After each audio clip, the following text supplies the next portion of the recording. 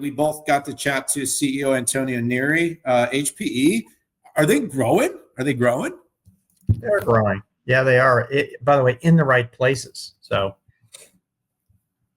this one's you, buddy. Oh my gosh, I am so sorry, folks. Sorry. Yeah, I mean HPE. We went to 7, so now we're all confused. I know. So HPE knocked out cranked out a real banger. I mean, record revenue, record operating income, big cash. With a solid guide in there.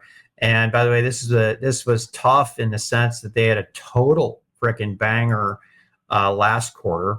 By the way, for the week, HP's up 12.5%. Here's another stock we can't invest in, and we can all cry about.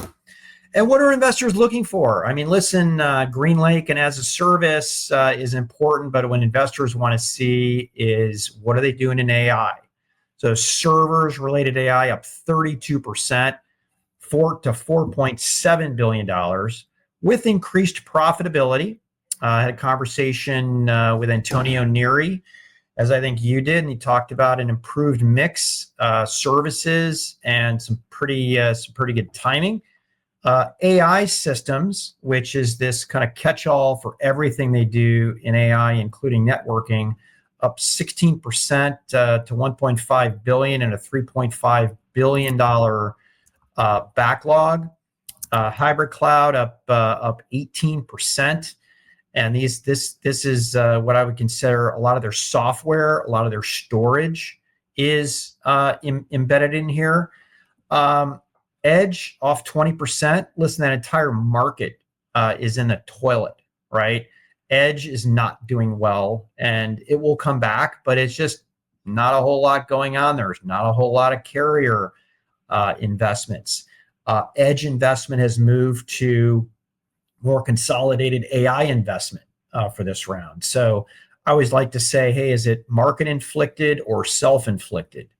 GreenLake ARR, 48%. I mean, GreenLake is doing well. Is that it? Are you done? All right. Yeah, no, I had three things I think that really drove it. And look, this is never going to be a parabolic type company. It's very much a steady as she goes. And, it's been a steady hand by CEO Antonio Neri. He really hasn't wavered from his strategy. And at times, it feels like, those little memes are like poking it with a stick at the stock, like do something. But I mean, it's been nothing but consistent. I mean, two things that he'd really committed to when he came in. One is GreenLake, growing that business and moving everything to as a service. And I think that's been prudent. I mean, multi-billion-dollar, bigger, rapidly growing RPO, 48% growth. And if you look at that, how that growth compounds over years, you're going to have a really, really healthy subscription business, which, by the way, the competitive OEMs have really not done. Now, I know you can argue that like some of the financial service models and the way some of these other companies do their services, they do have really big numbers. They're really big companies. But I'm talking about really kind of like an on-prem SaaS offering. They've done a really good job of executing that vision and scaling. And Pat, look, these kind of managed full stack, out the box, AI, data solutions, this is something that they're really doing well. I think they're doing well and they're making available and they're sort of, choose your own adventure in terms of size, as long as it's within these 4 parameters. And so the early indications are the partnership with NVIDIA is going well. They only launched it in September. They announced it in June at the Discover, but they launched it in September and the momentum's already good. The backlog is growing really proportionally with other large OEM sellers. And, they seem to be a little bit more focused on high margin.